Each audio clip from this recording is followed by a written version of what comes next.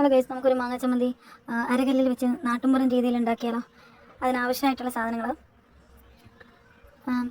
അര സ്പൂണോളം മുളക് പൊടി, കണ്ടാൽ നമുക്കൊരു സ്പൂൺ പോലെ തോന്നുന്നേ ഉള്ളൂ കേട്ടോ, വിതറിയിട്ടേക്കുന്നുണ്ട്. 1 സ്പൂൺ മുളക് പൊടി, ഒരു 2 പിടി തേങ്ങ, ആവശ്യത്തിന് കല്ലുപ്പാണ് പൊടിയപ്പനൊക്കെ കുറച്ചുകൂടി ടേസ്റ്റ്. പിന്നെ നമുക്ക് എത്രമാത്രം പുളി ആവശ്യമുണ്ടോ അതിനനുസരിച്ചുള്ള മാങ്ങ കഷ്ണങ്ങൾ. ചുമന്നുള്ളിയാണ് യൂസ് ചെയ്യേണ്ടത്. ഇപ്പോൾ നിലവിൽ എൻ്റെ ചുമന്നുള്ളി ഇല്ലാത്തതുകൊണ്ടാണ് ഞാൻ സവാള എടുത്തിരിക്കുന്നത്. സവാള ഒരു കുഞ്ഞ് കഷ്ണം മതി. ഒരു അര സവാളയുടെ പിന്നെ ഒരു പകുതിയുടെ പകുതി മതിയാവും. ഒരു 1/4 ഭാഗം സവാള മാത്രം മതിയാവും. അത്രയും അരിഞ്ഞെടുക്കുക. ഇത്രയും ചേർത്ത് നമുക്ക് അരച്ചെടുക്കാം. അതും ഈ കല്ലിൽ നമ്മൾ കൂട്ടി യോജിപ്പിച്ച സാധനങ്ങളെല്ലാം ഒന്ന് കൂട്ടി യോജിപ്പിച്ചെടുത്തേക്കാണ്. നന്നായിട്ട് കല്ലിലൊന്ന് അരച്ചെടുക്കണം. അതിപ്പുറത്താക്കിയിട്ടായിരുന്നു പുറകിൽ കൊണ്ടുവെക്കുക.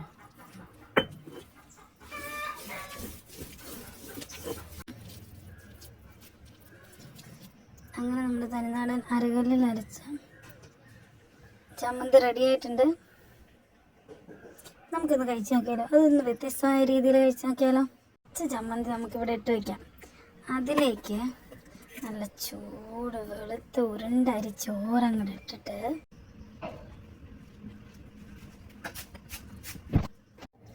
ഈ മാങ്ങാച്ചാറൊക്കെ ചേർത്ത് ഇളക്കി ഇങ്ങോട്ട് വരുമ്പോഴല്ലോ നല്ല ടേസ്റ്റാണ്.